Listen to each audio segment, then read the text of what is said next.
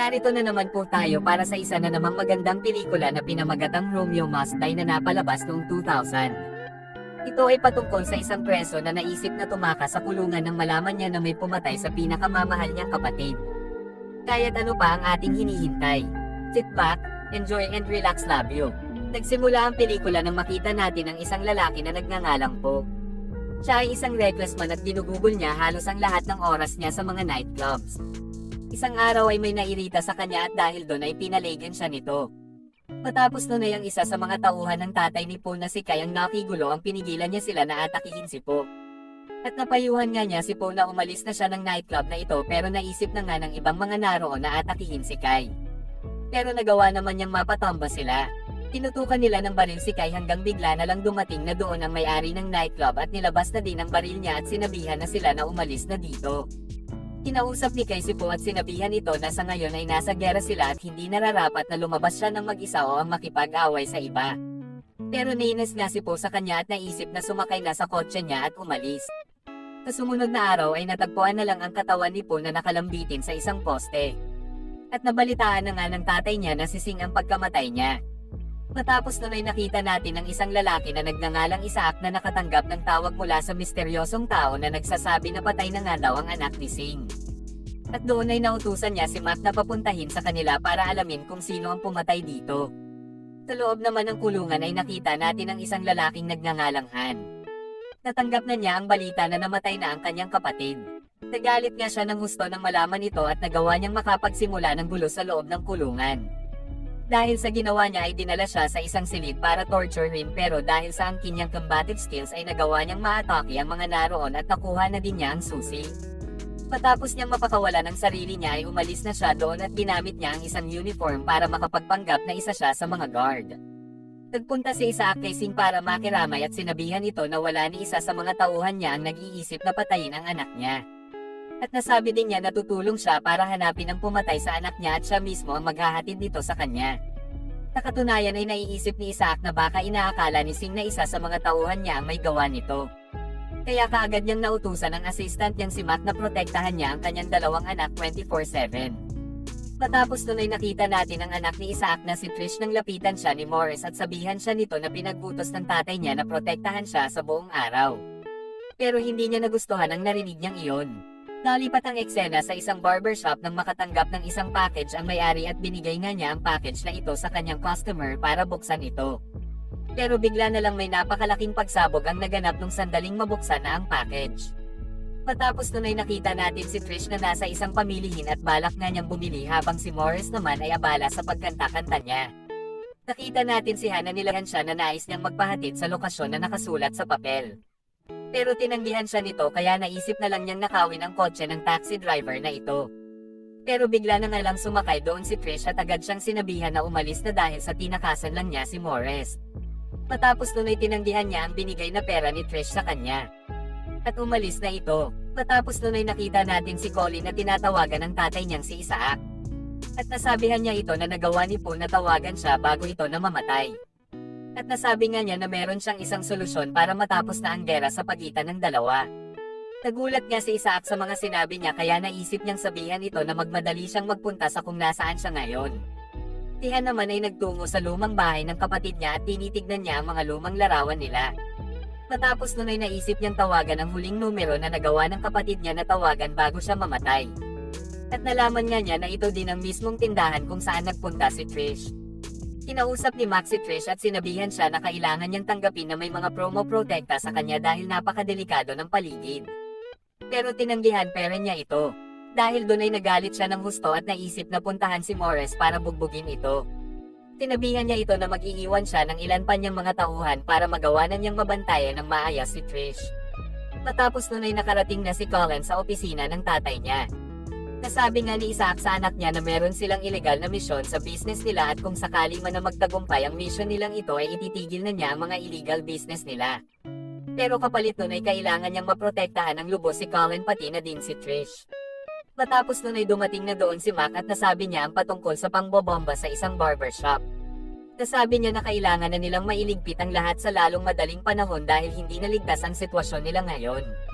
Nagpunta nga si Han sa bahay nila Trish at sinabi na nagpunta siya dito para magtanong patungkol sa numero na huling tinawagan ng kapatid ito na kahit sinong babae na nagtatrabaho doon. Pero maya-maya ay dumating na doon sila Morris at ang ilan pa para bantayan siya at protektahan. Kaya kaagad niyang sinabihan si Han na tumakas na siya sa bintana. Pero naisip na lang niya na magpanggap na isang delivery guy at lumabas siya sa harap na pinto. Pero nang mapagtanto nila Morris na wala namang kahit anong pagkain ang naroon. Inabol nila si Han pero nagawa naman niyang matalo silang lahat at nagawa din niyang manako ang sasakyan nila at tumakas na siya doon. Matapos nun ay nagpunta siya sa lemay ng kapatid niya at nilagay niya ang lumang bola na ginagamit nilang dalawa nung mga bata pa lang sila. At matapos nun ay nakita na niya ang tatay niya at nalaman natin na nakulong para si Han sa isang dahilan. At yun ay para magawa ng kapatid niya at ng tatay niya na makatakas sa bansang Amerika. At doon ay pinaalala ni Han sa tatay niya na nangako siya na poprotektahan niya ng lubusan ang kapatid niya. At dahil sa hindi niya nagawa ito ay naisip niya na siya na lang mismo ang maghihiganti sa mga pumatay sa kapatid niya. Tinubukan siyang pigilan ng tatay niya pero kaagad na siyang umalis doon at nagpunta kay Kai. Tinanong niya ito kung sino ang pumatay sa kapatid niya pero nasabi niya na hindi niya alam kung sino talaga ang pumatay. Pero nabanggit niya na isang araw bago siya mamatay ay napasabak sa isang away ang kapatid niya. At yun nga ay ang mga tao sa nightclub at naisip niya na baka isa sa kanila ang pumatay sa kapatid ni Han. Matapos nun ay pinuntahan niya si Trish at pinakiusapan ito na tanungin niya ang kapatid niya. Pero kaagad nang napansin ni Max si Han at natanong niya si Trish kung sino siya. Nasabi nito na isa siyang kaibigan at naisip naman ni Mac na yayain siya na maglaro ng rugby kasama sila. At doon ay naisip na lang niyang pagbigyan sila at nakipaglaro na nga siya sa kanila. At matapos nun ay binalikan niya si Trish para ipaalala ang ipinapakiusap niya. Matapos nun ay nakita natin si Colin kasama ang girlfriend niya sa bahay niya at bigla na lang may kumatok sa pintuan nila. Nang buksan nila ito ay may di kilalang tao ang pumatay sa kanila at hinagis ang mga katawan nila sa labas ng bintana. At walang sino man nga ang nakakaalam kung sino ang salarin. Nagalit si Trish sa tatay niya at nasabihan ito na siya ang dahilan kung bakit namatay ang kapatid niya. Nasabihan naman ni Max si Isaac na huwag siyang gagawa ng kahit ano habang hindi pa nila natatapos ang deal. At matapos nun ay papatayin na nila kung sino man ang nasa likod ng pagpatay kay Colin. Nang makauwi na si Han ay nagulat siya na makita niya na napakagulo na ng loob ng bahay. At matapos nun ay nakita niya ang isang larawan ng kapatid niya kasama ang kotse niya. Kaya nagmadali siyang hanapin ang susi nito at di kalaunan ay nahanap na niya ito. Nang makasakay na siya sa kotse ay nakita niya ang isang tungkod ay merong nakasipit na papel doon na naglalaman ng ilang mga address. At matapos nun ay nakita niya si Trish na pumunta sa kanya at umiiyak ito. Natanong niya kung ano ang nangyari at doon ay nasabi ni Trish na pinatay din ang kapatid niya at sa ngayon nga ay nais niyang makipagtulungan sa kanya para malaman nila kung sino nga ba talaga ang totoong killer. Matapos nun ay nakita naman natin ang isang businessman na nagngangalang Roth na may kausap sa telepono at yun ay si Barry. Nasabi niya na malapit na daw nilang maisara at matapos ang deal. At sa ngayon nga ay wala na silang competitors at magagawa na nilang makontrol ang buong region. Nagtungo na nga silang dalawa sa unang address na nakalista sa papel. Nang makarating sila ay nalaman nilang isa itong garahe ng mga kotse ang lahat ng empleyado dito ay napatay na. Matapos nun ay nakita niya ang upos ng sigarilyo na may sindi pa, kaya nagmadali siyang lumabas para tingnan sino ang mga ito. Nakita niya na may dalawang nakamotorsiklo at patakas na sila ngayon. Pero nang makita nila si Han ay kaagad nilang pinaulanan sila ng bala. Sumakay na nga silang dalawa sa kotse para tumakas pero nagawa silang habulin ng dalawang nakamotorsiklo. Nagawa ni Han na makuha ang isa sa baril ng nakamotorsiklo at nabangga naman niya ang isa pa dahilan para magkaroon silang dalawa ng mano-manong labanan. Pero natanggal ni Han ang helmet nito at nalaman na isa itong Chinese girl. Nagpatuloy nga ang laban nila at nagawa naman ni Han na matalo siya. Matapos nun ay agad niyang pinuntahan ang tatay niya at sinabihan na hindi talaga si Isaac ang nagpapatay sa kapatid niya. Dahil merong isang Chinese girl na nagtangkang atakihin siya sa garahe. Pero nangatwiran pa rin ang tatay niya at dito ay nagduda na si Han. Matapos nun ay nakita natin si Mac na tinatakot ang isang tao na nagmamay-ari ng isang fish store para ibenta sa kanya ang tindahan niya. At matapos nun ay dinala ni Kai ang mga tauhan niya at nagpunta sila sa mga accomplices ni Singh. At nagawa nga nilang pasabugan ang barko at napatay nila ang lahat ng nakasakay doon. At matapos nun ay sinabi ni Kai kay Singh ang mga nangyari at sinabi na dinala niya ang mga accomplices niya sa kanya. Nasabi ni Singh sa kanila na kailangan niyang gawin ang mga bagay na ito upang magawa niyang makontrol ang area. At matapos nun ay tinawagan na niya si Roth at sinabi na pagmamay-ari na niya ngayon ang property at maaari na niyang bilhin ito kahit anong oras na gusto niya. Pinuntahan naman ni Isaac ang anak niya at sinabihan ito na sumama siya sa kanya. Sinabihan niya ito na wag na siyang sasama kay Han dahil meron daw gera sa pagitan nilang dalawa. At matapos nun ay clean naman niya na wala itong kinalaman sa pagkamatay ni Po. Dinala niya si Trish sa luma nilang bahay at sa ngayon ay protektado na ito ay may mga guards na din. Pinakiusapan niya ito na wag siyang aalis at sinabihan din niya na sa oras na matapos na niya ang deal ay tatalikuran na nila ang lahat ng ito. Matapos nun ay kumatok sa pinto si Mac at sinabing merong importanteng tawag si Isaac na kailangan niyang sagutin. Si Roth pala yun at sinabi nito na naghihintay na siya na ipadala sa kanya ang mga kontrata. Nagawa naman ni Han na malaman kung saan na ang tinutuluyan ni Trish at agad na pumasok sa loob. Natatakot nga si Trish dahil baka makita siya ng tatay niya na narito siya. Pumasok nga ng silid ang tatay niya at sinabihan ito na nag-order siya ng pizza para sa kanya. Habang si Han naman ay nagtatago sa likod ng pinto. Nang dumating na ang order ay dinala na ni Morris ang pizza sa silid pero nang buksan niya ito ay wala na doon si Trish. Nasabihan ni Han si Trish na lahat ng mga nakalistang address doon ay sinunog na at ang mga may-ari nito ay patay na maliban sa isang address. At yun nga ay walang iba kundi ang nightclub. Nagtungo sila doon para malaman kung ano ba talaga ang nangyayari at nagsayaw na din silang dalawa doon.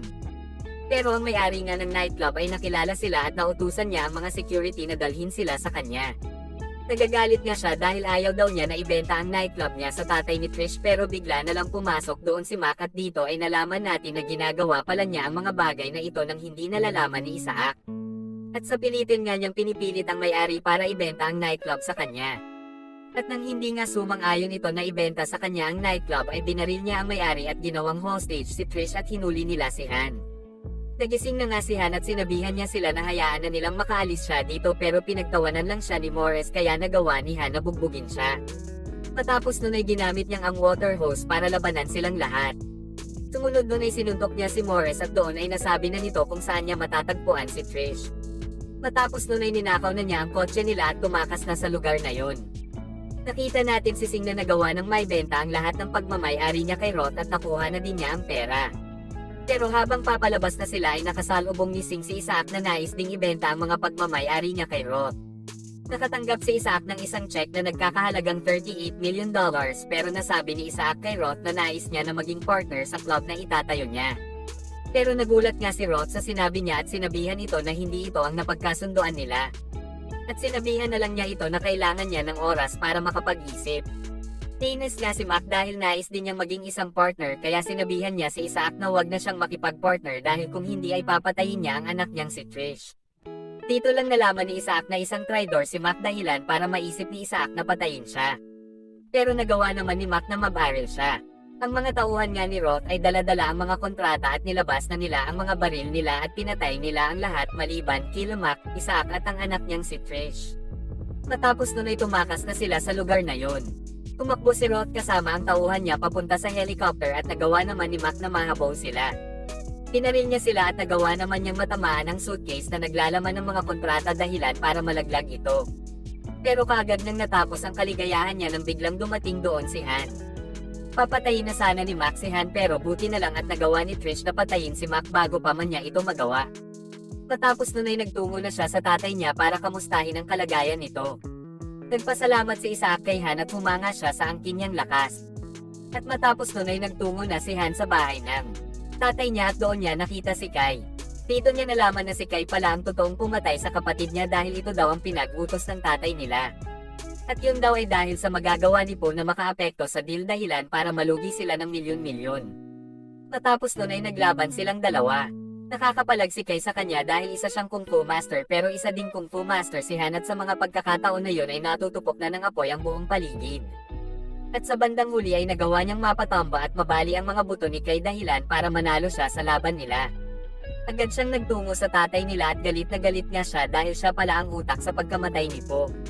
Doon ay nasabi ni Han na hindi niya papatayin ang tatay niya at ipapaubaya na lang niya siya sa mga pulis. Pero hindi na nga kinaya pa ni Sing ang lahat ng ito at naisip na lang niyang patayin ang sarili niya. Matapos nun ay nagkita na ulit sila Trish at Han at nagsimula na silang dalawa ng panibago nilang buhay. At dito na nga nagtatapos ang pelikula natin para sa araw na ito. Maraming salamat sa panonood.